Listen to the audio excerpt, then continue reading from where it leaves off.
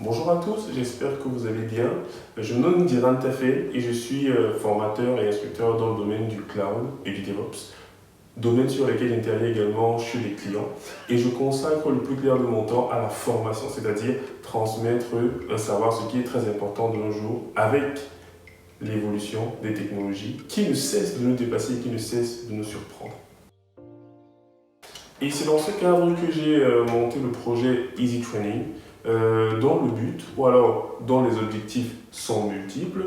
En premier lieu, je donne pour mission à cette société Easy Training là de permettre aux salariés et aux étudiants d'être formés sur des technologies de pointe et également de s'abstraire des contraintes temporelles et spatiales, on va dire comme ça, c'est-à-dire qu'au travers de nos formations, elles peuvent être suivies à distance et à des heures précises, donc une certaine flexibilité le soir, on va dire comme ça, de 20h30 à 21h30. Et on permet également à ceux qui veulent entrevoir une autre carrière professionnelle de trouver de nouvelles opportunités grâce notamment au domaine que nous abordons, donc notamment le DevOps dont je parlerai tout à l'heure.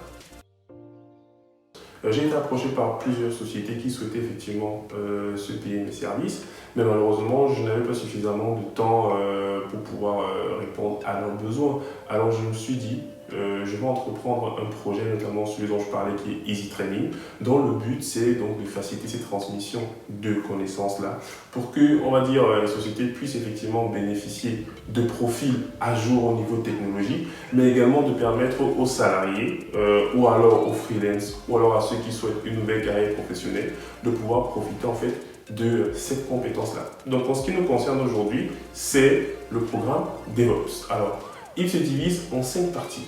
La première partie consiste en fait à revenir sur les notions de base, d'automatisation, de containerisation, d'orchestration et donc de remise à niveau. Et après, effectivement, on aborde la notion de DevOps. Après avoir vu les prérequis, on entame sur la deuxième partie qui consiste à avoir ce qu'on appelle l'intégration continue. Donc tout ce qui est test unitaire, tout ce qui est build de notre artefact et éventuellement le stockage de cet artefact-là dans un repository, donc en continu.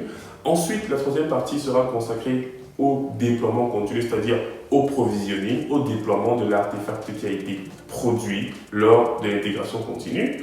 Et la quatrième partie consiste effectivement à mettre la chaîne de bout en bout avec la partie production du code, ensuite la partie intégration continue, la partie test en continu et la partie déploiement en continu. Et la cinquième partie consiste à mettre en œuvre une chaîne d'intégration de type DevSecOps, parce que la sécurité, c'est généralement un aspect négligé dans la culture DevOps et l'objectif, c'est l'apprentissage par projet. Qu'est-ce que j'entends par apprentissage par projet ? À chaque niveau, c'est-à-dire à chaque partie, il y a un mini-projet qui est en fait proposé aux apprenants pour qu'ils puissent effectivement monter en compétence eux-mêmes sur les technologies qui ont été abordées lors des différentes notions que l'on va voir. Pour la deuxième édition, alors la première a été un succès, de telle enseigne que j'ai même déjà été contacté par des collègues de personnes que je forme et qui sont intéressées par cela. En quelques chiffres, très simplement, lors de la première session, nous avons eu 20 personnes formées. On a un peu plus de 2 personnes qui ont été recrutées en Suisse, effectivement parce que là-bas on avait besoin de profils suffisamment à jour au niveau du DevOps et capables de produire quelque chose, donc capables de mettre en place des chaînes d'intégration continue. Au niveau de la France aussi, on a également des personnes qui ont été formées qui ont vu une augmentation de leur salaire ou même qui se sont trouvés, on va dire, des capacités de freelance et qui ont quitté leur emploi et se sont mis à leur compte pour pouvoir également gagner plus. Et certains, dans les SS2I, ont trouvé de nouvelles missions, toujours chez le même employeur, mais beaucoup plus épanouissant et beaucoup mieux rémunéré. Et la particularité, comme je vous ai dit, de nos formations, c'est les projets. Il y a beaucoup de mini-projets qui permettent effectivement de rendre autonomes nos étudiants, nos apprenants, parce qu'il y a également les étudiants et les salariés que l'on forme sur ces technologies-là. Donc c'est beaucoup de projets, beaucoup de pratiques, donc 80% de pratique et 20% de théorie. Alors, si vous souhaitez donner un coup de pouce à votre carrière, à votre développement personnel, parce que c'est également important, nous vous invitons à vous inscrire. Vous êtes administrateur système, administrateur réseau, ingénieur cloud ou toute autre branche de l'informatique et vous souhaitez savoir ce que c'est que le DevOps et devenir plus ou moins des contributeurs dans ce domaine-là, vous souhaitez être des administrateurs ou des ingénieurs DevOps, nous vous invitons donc à vous inscrire massivement, au plus tard le 31 mars inclus, et les modalités d'inscription sont vous acquitter de la somme de 50 € par mois sur une formation qui dure exactement 4 mois et qui nous permet de balayer les 5 parties que j'ai précisées précédemment. Et concernant les TP, Easy Training vous offre 50 $ par mois pour réaliser les TP sur la plateforme AWS. Donc les 50 $ par mois, c'est gratuit, c'est donné et ça permet ainsi de pouvoir travailler directement dans le cloud parce qu'on verra bien que le DevOps est lié au cloud.